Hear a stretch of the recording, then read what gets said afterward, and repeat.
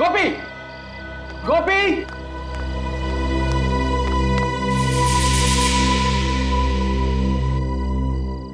गोपी, गोपी। जी साहब। गोपी, आया साहब। कहाँ थे तुम? तुम्हें पता है ना कि रोज रात को खाना खाने के बाद मुझे चाय चाहिए होती। जी सब ला रहा। जल्दी लेकर आ।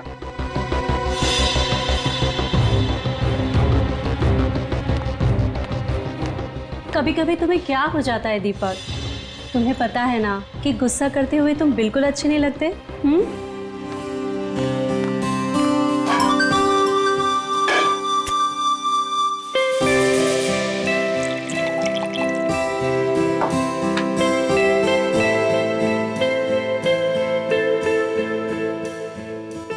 दीपक, कल सुबह इगतपुरी जाने का मेरा कोई मूड नहीं है।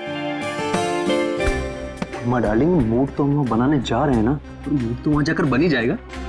क्या बात है, बड़े रोमांटिक हो रहे हो। अरे यही तो उम्र है रोमांटिक होने की। गोपी, गोपी। जी मैम साहब। गोपी, चाय के साथ थोड़ी सी बिस्किट भी ले आना। जी मैम साहब।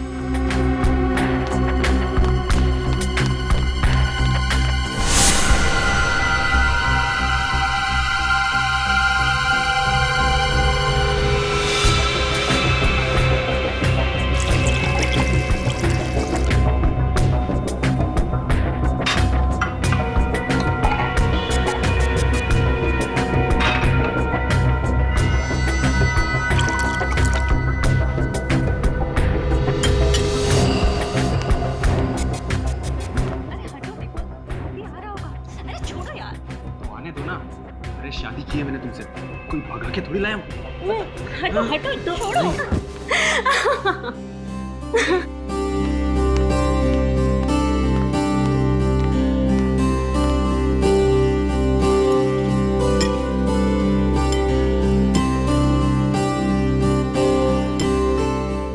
गोपी, तुम्हारी इलायची वाली चाय का तो कोई जवाब ही नहीं, और तुम्हारी जैसी चाय ना दुनिया में कोई नहीं बना सकता। ए सुनो, अभी तुम अपने कमरे में जाओ।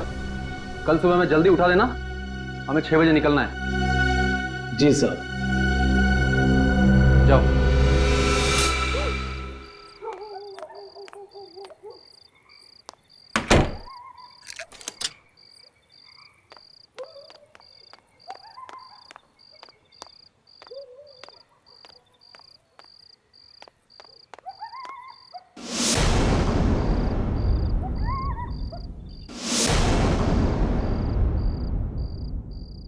दीपक, हेमा, दीपक, दीपक, दीपक रेडी? नहीं साहब, अभी तक तो वो लोग सो रहे हैं। क्या? हमें 6 बजे बुला के खुद सो रहा है? दीपक, दीपक, क्या हुआ? कुछ जलने की बू आ रही है ना? मुझे भी आ रही है। तब आओ देखते। दीपक,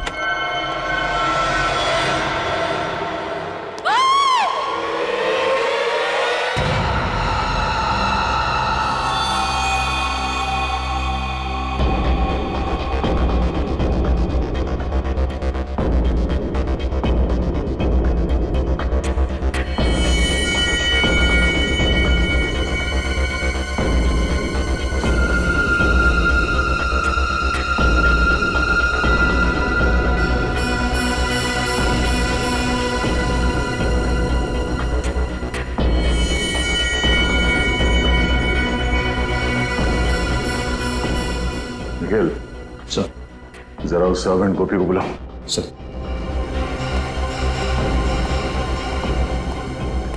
गोपी, इधर आओ।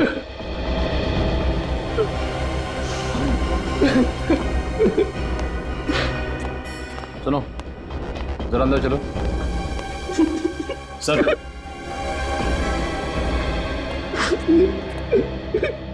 गोपी, कल रात जब यहाँ पे आग लगी तब तुम कहाँ थे? सर, अपने कमरे में सो रहा था। तुम सो रहे थे? तुम्हारे साहब और मेम साहब यहाँ पे चीख रहे थे, चिल्ला रहे थे और तुम खर्राटे मार रहे थे। ऐसी कौन सी नींद है तुम्हारी जो इनके चीखने पे या आग के धुएं से नहीं खुली? अरे नहीं सर, हमारा कमरा वहाँ नीचे है ना, वहां धुआं नहीं पहुंचा, इसलिए। मगर चीखे तो पहुंची होंगी ना? कान में रुई डाल के सो रहे थे क्या? अरे नहीं साहब, चीखें नहीं सुनाई थी। नहीं भाग के ना तुमने साहब को बचाता ना, वो तो थोड़ी सी पी ली।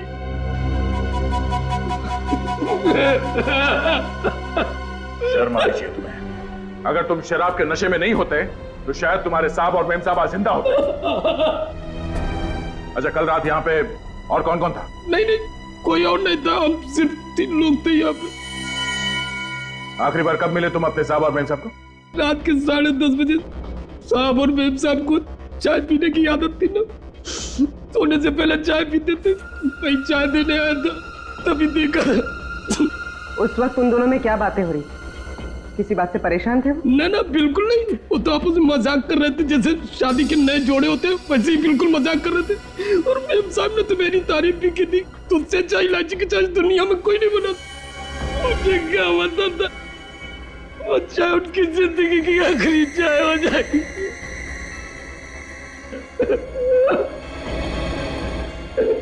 कमाल है, इस कमरे में आग लगी पर पलंग और गद्दे के अलावा यहाँ पे और कुछ नहीं जला। पर सर, जब दीपक और हेमा आग में जल रहे थे वो चुपचाप सोते रहे, वो चीखे क्यों नहीं, चिल्लाए क्यों नहीं, यहाँ से भागे क्यों नहीं? पर कहीं ऐसा तो नहीं कि पहले दोनों को मार के बेड पे सुला दिया और बाद में आग लगा दी? अब ये तो डॉक्टर सालों के ही बताएंगे कि मार के सुलाया है या सुला के मारा है।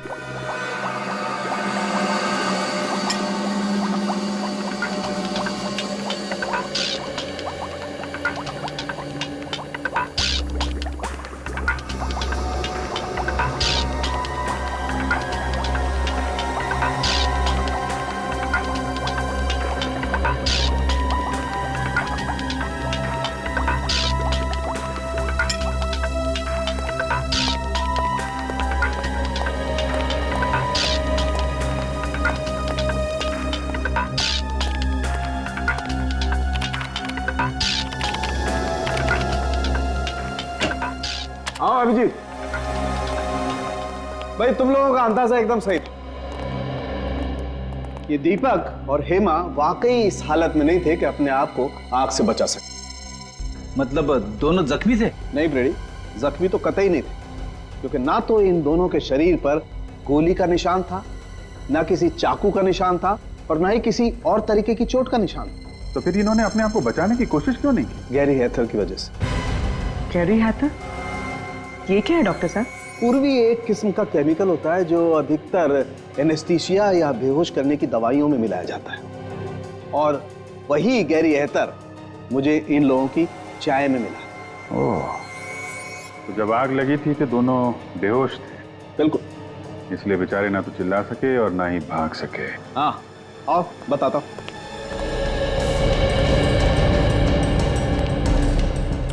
ये देखो, टेबल लैंप के इस वायर को शॉर्ट किया गया। अब जैसे ही ये टेबल लैंप जला होगा, ये वायर धीरे धीरे गर्म होना शुरू हुआ और इतना गर्म हो गया होगा कि इसमें स्पार्क हुआ होगा, और उस स्पार्क की वजह से आग लग गई होगी। ओह, तो आग इससे लगी? ये तो तुम लोग पता करो।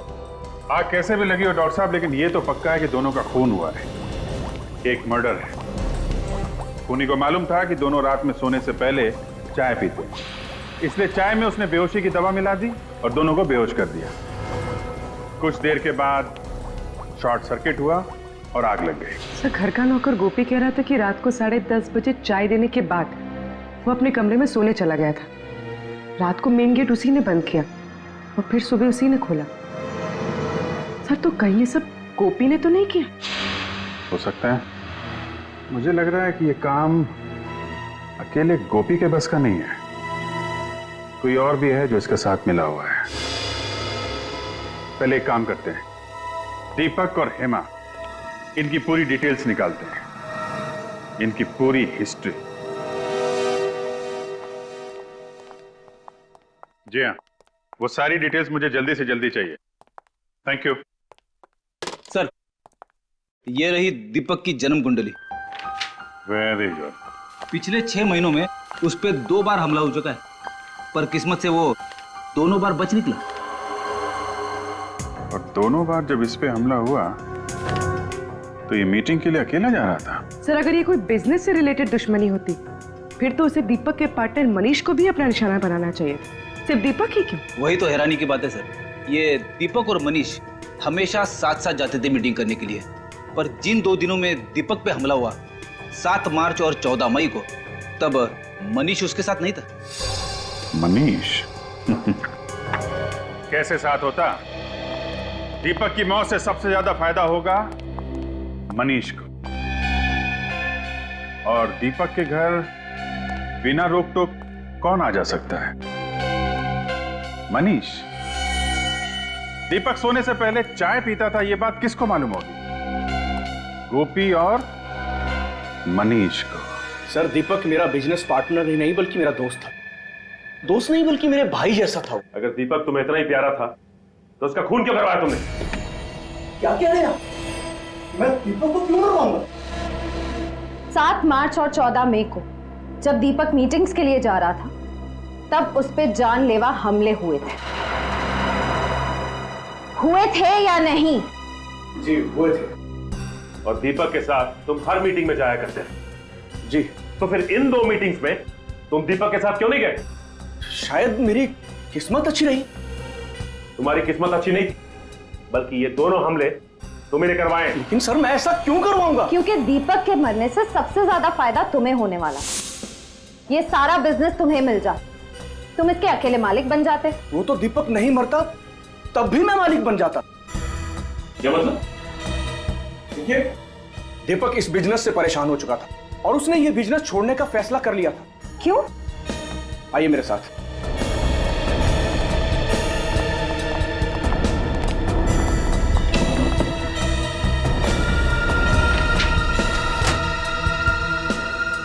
दीपक बिजनेस इनकी वजह से छोड़ रहा था।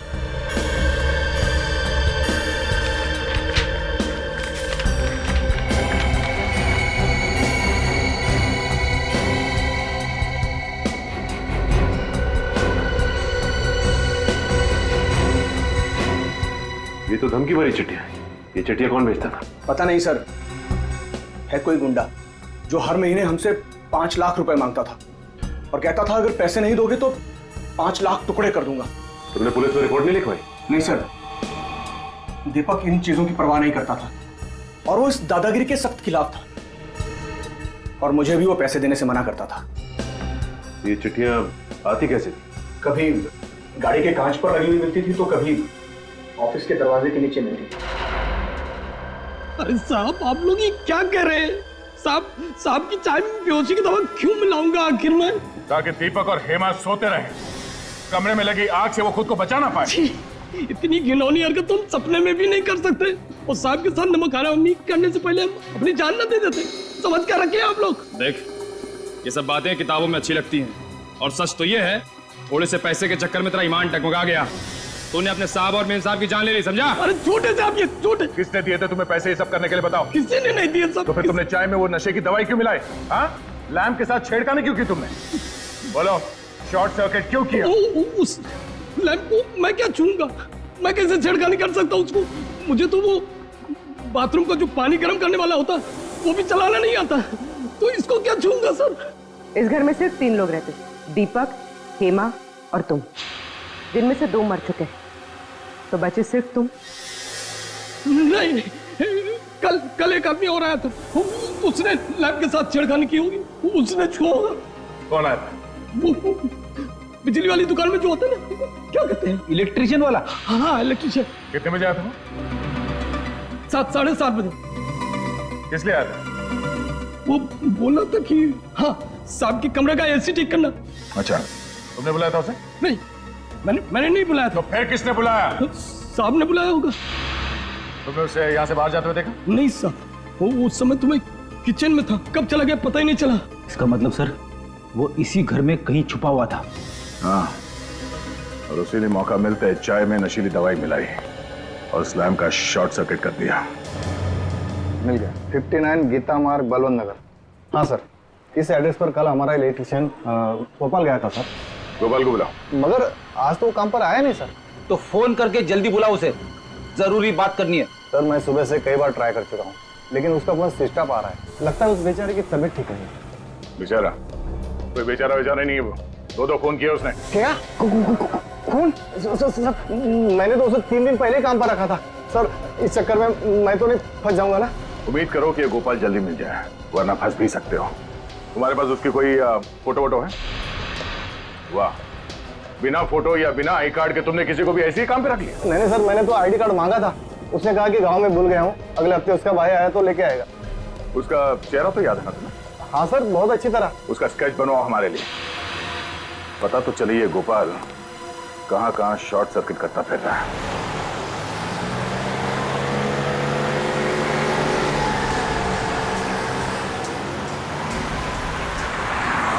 सर उस इलेक्ट्रिशियन ने बहुत लंबी चौड़ी प्लानिंग की दीपक और हेमा को मारने। सर ना सिर्फ उसने उनके लैम्प के तार के साथ छेड़खानी की, बल्कि उनके चाय में बेहोशी की दवा भी मिला दी। मुझे तो लगता है कि एसी ठीक करने के बाद भी वो घर से गया ही नहीं होगा, वहीं पे कहीं छुप के बैठा होगा, इंतजार कर रहा होगा कि कब वो दोनों वापस आएंगे और कब वो उनकी चाय में वो बेहोशी की दवा मिलाएगा। पर यह बात तो सिर्फ दीपक का नौकर गोपी ही जानता था कि उन दोनों को रात में चाय पीने की आदत है।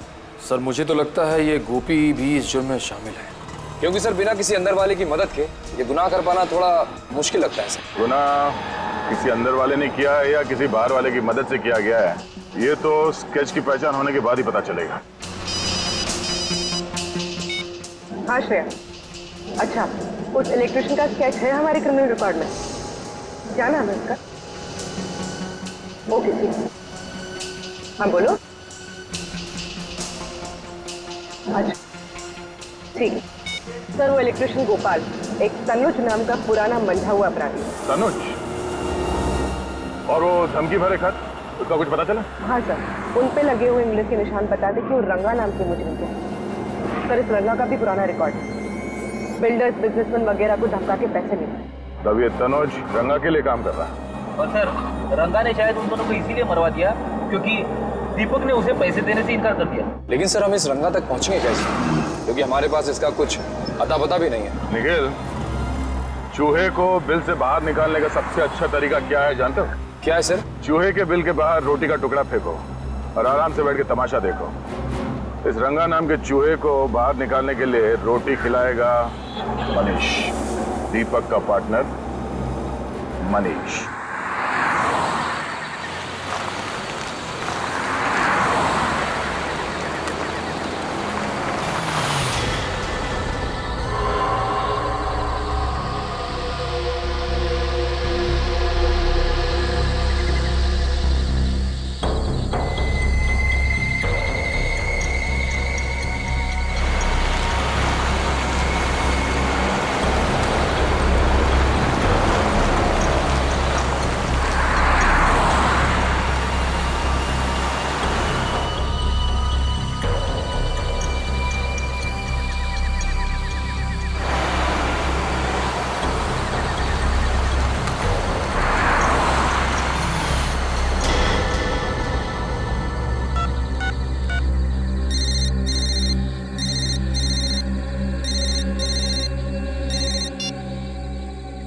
शाबाश, अच्छा हुआ जो तू खुद ब खुद आया। तेरे सिर पे रंगा का हाथ है, अब तेरा कोई बाल भी बाका नहीं कर सकता। पूरे पैसे लाया ना? हाँ पूरे हैं, चाहे तो गिन लीजिए। हमें अपने क्लाइंट पर पूरा भरोसा होता है, तू कम पैसे देने की गलती कभी नहीं करेगा। अच्छा एक काम कर, बाहर निकल, ब्रीफ केस सड़क पे छोड़ और जा। ठीक है।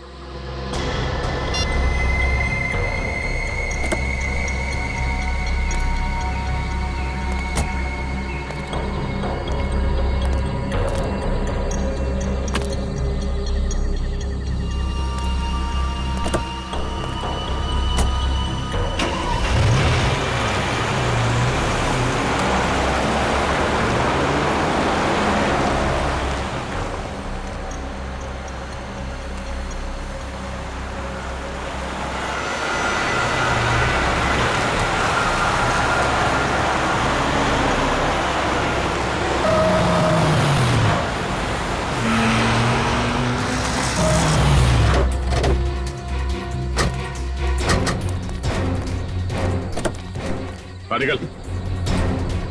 सीआईडी धोखा किया उसने मेरे साथ, छोड़ूंगा नहीं मैं उसको। सीआईडी के सामने धमकी देता है। विनीत, गाड़ी में से बैग निकालो। जाने दो मुझे, रंगा नाम है मेरा, रंगा। मेरा नाम से ही पत्ते थर थर कांपते हैं। और मेरा नाम दया है। मेरा नाम सुन के मुजरिम सूखे पत्ते बन जाते हैं। साहब मुझे माफ कर दो साहब। साहब अब शेर है, मैं चूहा हूँ साहब। मेरा आपका मुकाबला है साहब। दीपक को क्यों मारा? दीपक को मैंने नहीं मारा साहब। मैं दीपक को क्यों मारूंगा साहब? क्योंकि उसने तुम्हें पैसे देने से इनकार कर दिया था। उसके मरने के बाद भी मुझे पैसा कहाँ मिला साहब? मैं तो छोटा मोटा गुंडा हूँ, तो छोटी मोटी धमकी देता हूँ, पैसे ऐंठता हूँ साहब। खून करने की तो मैं सोच भी नहीं सकता साहब। झूठ मत बोल। तू जानता था कि दीपक को मारने से बाकी बिजनेस वालों के दिलों में तुम्हारे नाम का डर बैठ जाएगा, इसलिए तुमने अपने साथी तनुज को वहां भेजा इलेक्ट्रिशियन बना के। सोच समझ के लंबी चौड़ी प्लानिंग की थी तुमने खून करने की, क्यों? मगर साहब तनुज अब मेरे साथ काम नहीं करता। एक महीना हो गया उसे मेरी गैंग छोड़े हुए। तो फिर ये तनुज किसके साथ काम करता है? मुझे नहीं पता साहब। हाँ, वो कह रहा था कि वो अपनी खुद की गैंग बनाएगा साहब। कहीं इस दीपक की मौत के पीछे इस तनुज की गैंग का हाथ तो नहीं है?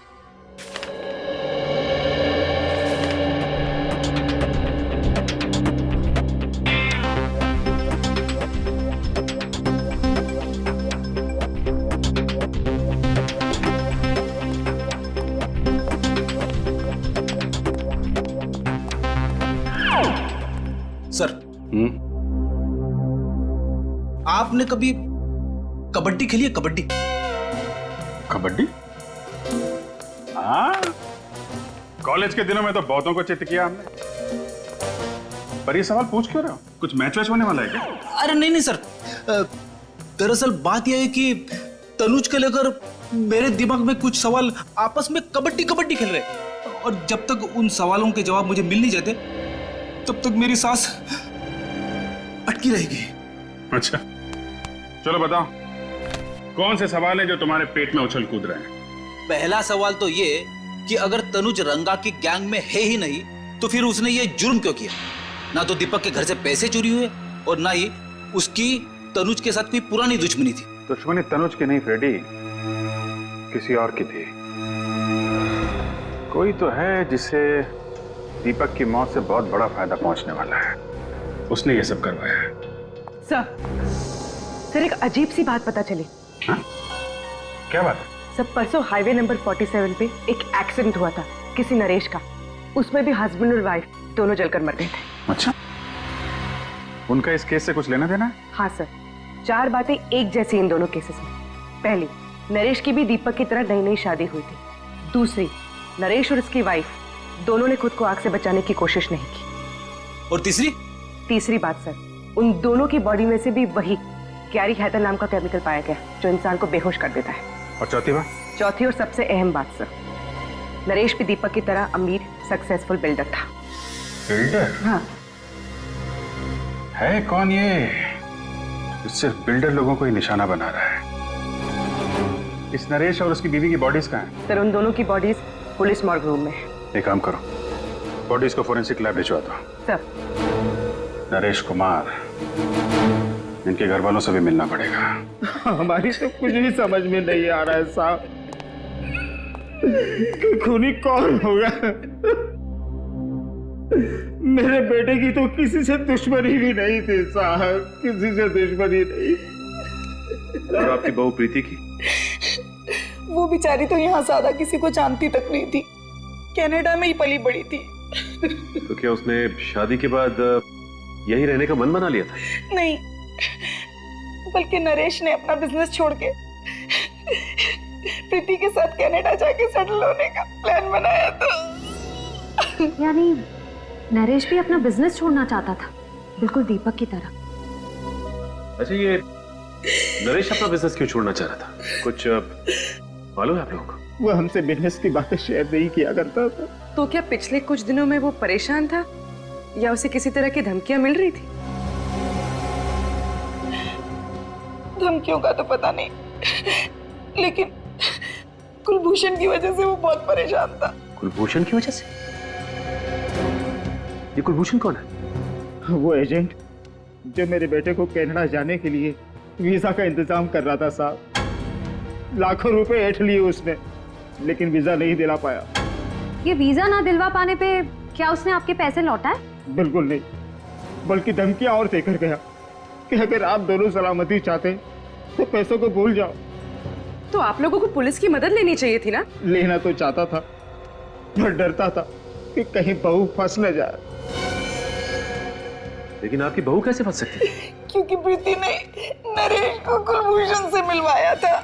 आपकी बहू प्रीति ने? तो क्या प्रीति कुलभूषण को पहले से जानती थी?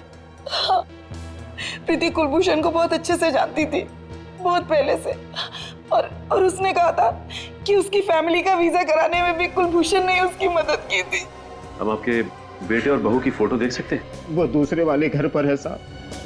मेरे बेटे नरेश की मौत के बाद मेरा वहां पर मन नहीं लगता था साहब, इसलिए हम लोग यहाँ पर आ गए। लेकिन फिर भी साहब, मैं आज शाम तक आपको फोटो भिजवा देता हूँ। थैंक्स। लगता है हमें भी कनाडा का वीजा लेना पड़ेगा इस कुलभूषण से।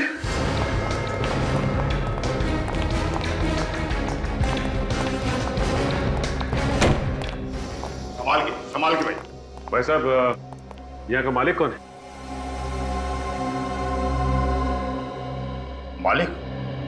मालिक तो आपके सामने खड़ा है। तो आप हैं कुलभूषण? कुलभूषण मेरा किराएदार था जी, आज ही दुकान खाली करके चला गया। कुलभूषण चला गया? अरे चला क्या गया जी, मैंने उसे निकाल दिया। बहुत शिकायत थी उसके खिलाफ कि वो शराफत की आड़ में बहुत गैरकानूनी काम करता है। भाई साहब, ठीक तरह से निकालिए, कभी भी आ जाएगा, कहेगा मेरा फोटो खराब कर दिया। भाई साहब, ये बताइए कि आपके पास उसकी फोटो तो होगी ना? फोटो तो मेरे पास है, और मैं आपको क्यों दिखाऊं? क्यों? देखिए, हम लोग सीआईडी से, और हमें शक है कि कुलभूषण का हाथ दीपक नाम के बिल्डर के खून में भी। वो दीपक कुमार जो 2 दिन पहले अपने घर में जलकर मर गया था? जी हम उसी की बात कर रहे हैं। एक मिनट। ये वो एग्रीमेंट है जिससे दुकान को मैंने किराए पर दिया था।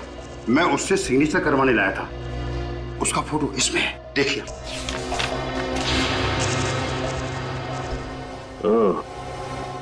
ये है कुलभूषण। सर, लगता है ये दीपक भी इस कुलभूषण के चंगुल में फंस गया था, विदेश जाने के लालच में। अब दीपक के परिवार वाले ही बताएंगे इस कुलभूषण का इतिहास। आप ठीक कह रहे सर, कुलभूषण ही वो एजेंट था जो दीपक को वीजा देने वाला था। मतलब वीजा दिया नहीं? नहीं दिया, पैसे भी पूरे ले लिए। जब भी हम लोग फोन करते यही कहता, आज दूंगा, कल दूंगा, यही कह के हमें बेवकूफ बनाता रहा। दीपक ने तो बोल भी दिया था कि 1 हफ्ते में वीजा बना के दे देना, नहीं तो पैसे लौटा देना, नहीं तो हम पुलिस में कंप्लेन कर देंगे। फिर क्या? हमने अपना बेटा खो दिया। अच्छा, अब दीपक को धमकी वाली चिट्ठियां आती थी, इसके बारे में कुछ मालूम है आप लोगों को? नहीं, दीपक ने इसके बारे में कुछ नहीं बताया हमें। अच्छा, इस कुलभूषण को कैसे जानते थे आप लोग? हम नहीं जानते थे, हमारी बहू हेमा अच्छी तरह से जानती थी, उसी ने हमें मिलवाया था। पर हेमा तो बाहर पली बड़ी है, तो वो कुलभूषण को कैसे जानती थी? मुझे नहीं मालूम। नरेश को कुलभूषण से मिलवाया उसकी बीवी प्रीति ने, और दीपक को मिलवाया हेमा ने। और सर, हेमा और प्रीति दोनों ही कुलभूषण को अच्छी तरह से जानती थी, विदेश में पली बड़ी होने के बावजूद। लगता है प्रीति और हेमा दोनों का आपस में कोई ना कोई कनेक्शन है।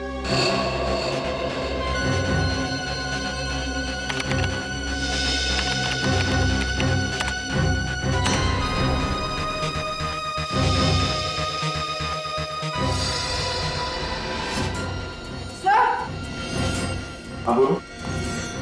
सर, ये कुलभूषण नहीं है, इसका असली नाम रणदीप है। रणदीप? ओह, ये तो पुराना पापी है। इतने सारे केसेस है इसके ऊपर 420 के। हाँ सर, ज्यादातर घपले इसने लोगों को विदेश ले जाने का झांसा देकर किए हैं। अमेरिका, इंग्लैंड, कनाडा, ऑस्ट्रेलिया का परमानेंट वीजा दिलवाने का झूठा वादा करके ये लोगों से लाखों रुपए ऐंठता था। और इसके आखिरी 2 शिकार थे दीपक और नरेश। मगर सर, इस रणदीप ने तो कई सारे लोगों को चुना लगाया होगा, तो फिर इसने दीपक और नरेश की जान क्यों ली? शायद उन दोनों को रणदीप की असलियत के बारे में पता चल गया होगा, इसलिए रणदीप ने तनुज की मदद से दोनों को रास्ते से हटा दिया। सर इसमें यह भी लिखा है कि ये रणदीप शादियां भी करवाता था, अमीर परिवारों के लड़कों के लिए एनआरआई बहुएं भी लाता था। अच्छा, एनआरआई शादियां? ये इस रणदीप की एक और तरकीब होगी लोगों को फंसाने की। सर, लगता है ये रणदीप उन्हीं लोगों को अपने जाल में फंसाता होगा जिन्हें या तो विदेश जाने का चस्का है या फिर विदेश में रहने वाले भारतीय लोगों से शादी करने का।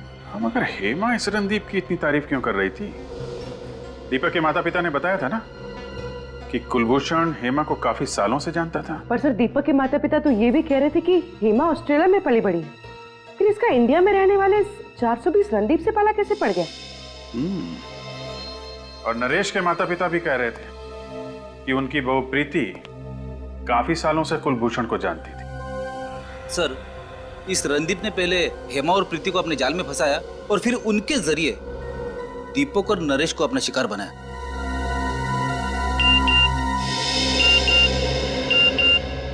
नरेश के पिता का एमएमएस, हमने उनसे प्रीति की फोटो मंगवाई थी ना, शायद वही होगा। हाँ सर, ये प्रीति है। सर ये तो हेमा है। ये इसका मतलब हेमा और प्रीति दोनों एक ही हैं। ये क्या चक्कर है?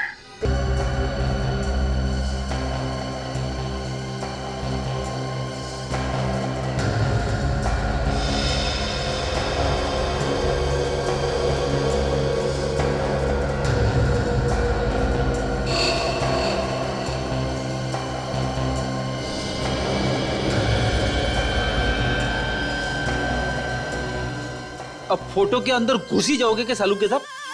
इतनी बारीकी से क्या देख रहे हो? हेमा की आंखें। नहीं तो क्या मिला कुछ आंखों में आपको? ढूंढ रहा हूं अभिजीत, मैं ये पता करने की कोशिश कर रहा हूं कि हेमा को हेड्रोक्रोमिक इरिडोसाइसिलिया नाम की बीमारी थी या नहीं।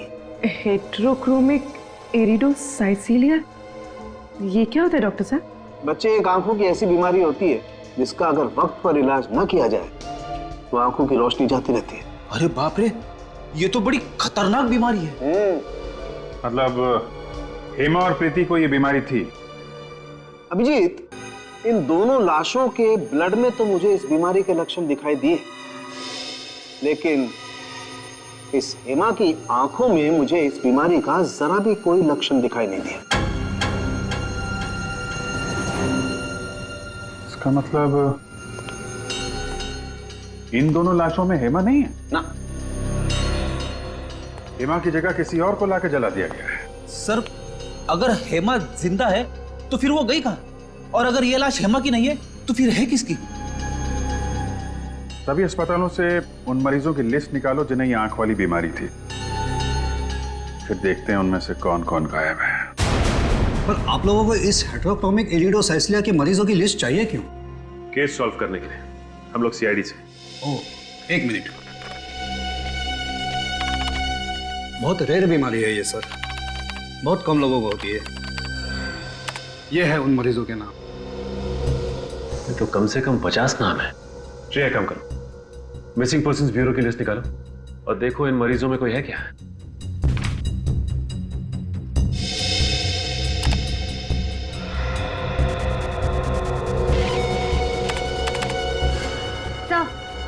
सर, आभा का नाम है इसमें। सर, गौरी का भी है। एक की उम्र 24 साल और दूसरे की 26। ये देखो, दोनों की हाइट 5 फुट 3 इंच, बिल्कुल हेमा के जितनी। और इन्हें दूर से देखकर कोई कह ही नहीं सकता कि ये हेमा नहीं है। सर मतलब हेमा की जगह इन दोनों की लाश रखी गई। लाश? जी हाँ, लाश। हमें शक है कि आभा और गौरी इन दोनों का खून हो गया है। ये तो बहुत बुरा हुआ सर। भगवान इन दो मासूम बच्चियों के साथ ऐसा कैसे कर सकता है? ये दोनों तो अपना इलाज कराने के लिए विदेश भी जाने वाली थी। विदेश जाने वाले थे? अब बात समझ में आई।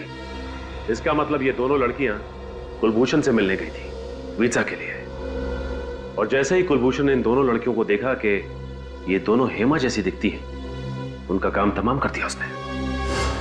श्रेय, काम करो, जरा देखो इस लिस्ट में किसी का प्रोफाइल मैच करता है सर।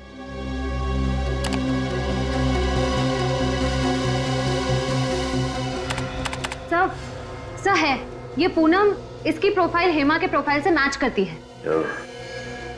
तो इसका मतलब पूनम की जान भी खतरे में है। सर ये रहा बंगला नंबर 23। सर पूनम यही रहती है।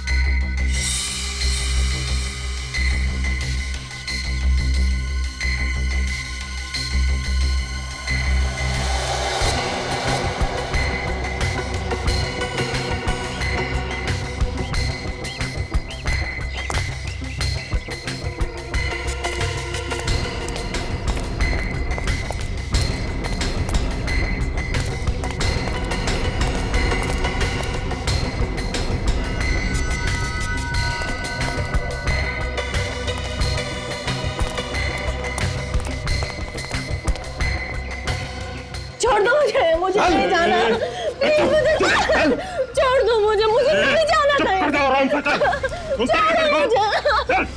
छोड़ दो। तो रणदीप और तनुज है।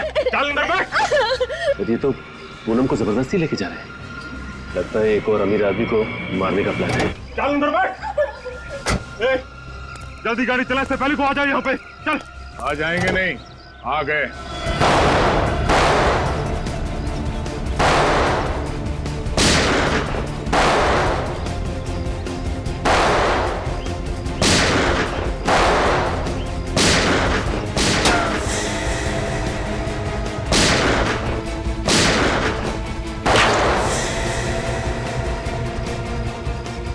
विनीत, कवर करो मुझे। Yes sir.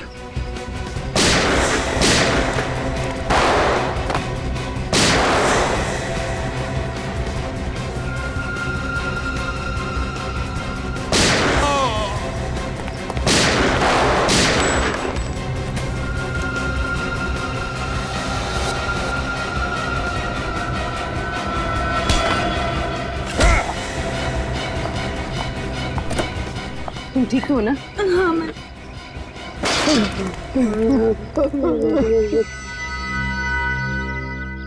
मेरी भतीजी, वो चुन चुन कर अमीर लोगों को फंसा कर शादी करती और मैं उन्हें वीजा का लालच देकर लाखों रुपए ऐंठ लेता था। और जब तुम लोगों को महसूस हुआ कि ये मुर्गी और सोने के अंडे नहीं देगी, तो तुम लोगों ने दो खून कर दिए, एक लड़के का और उन मासूम बेचारी लड़कियों का जिन्हें आंखों की बीमारी है। हाँ? ये सब रणदीप का प्लान था।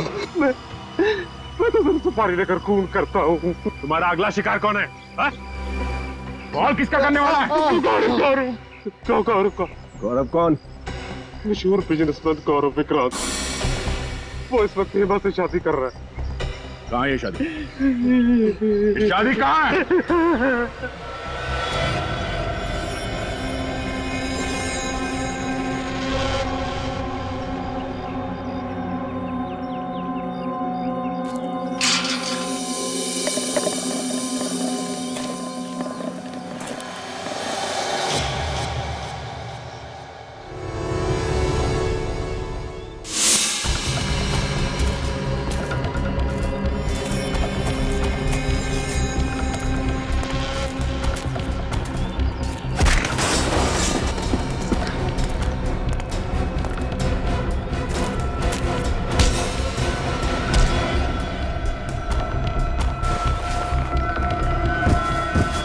जिस पल का मुझे बहुत दिनों से इंतजार था, आज वो पल आ गया है तनिषा।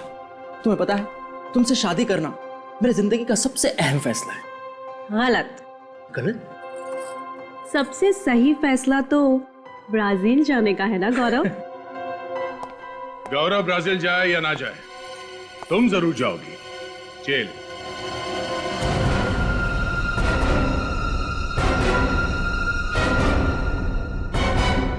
जेल? आप लोग मेरी बीवी को जेल में डालेंगे? सिर्फ जेल में ही नहीं डालेंगे, बल्कि आपकी बीवी को बड़े सम्मान के साथ फांसी के फंदे पर चढ़ाएंगे। तनिषा, ये सब लोग क्या कह रहे हैं? तनिषा नहीं, हेमा और प्रीति। क्यों, और भी बहुत सारे नाम है ना तुम्हारे।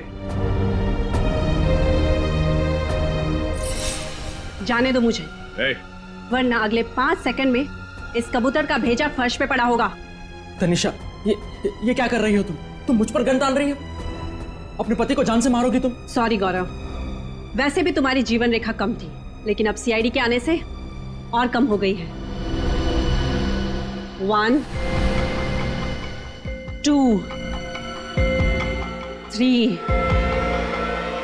4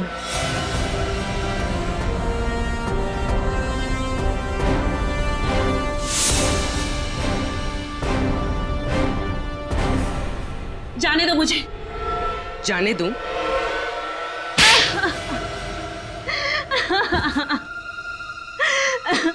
हम जानबूझकर वही परिवार ढूंढते जिन्हें एनआरआई बहू चाहिए थी, और फिर उन परिवारों का विश्वास जीतकर उनके साथ विश्वासघात करते हो तुम लोग। मैं चाचा जी को कुलभूषण बनाकर अपने ससुराल वालों से मिलवाती और खुद एक अच्छी बहू बनने का नाटक करती रहती। शादी जैसे पवित्र बंधन का गलत इस्तेमाल करके तुमने बहुत ही भयानक गुनाह किया है। तुम्हें तो फांसी ही होगी।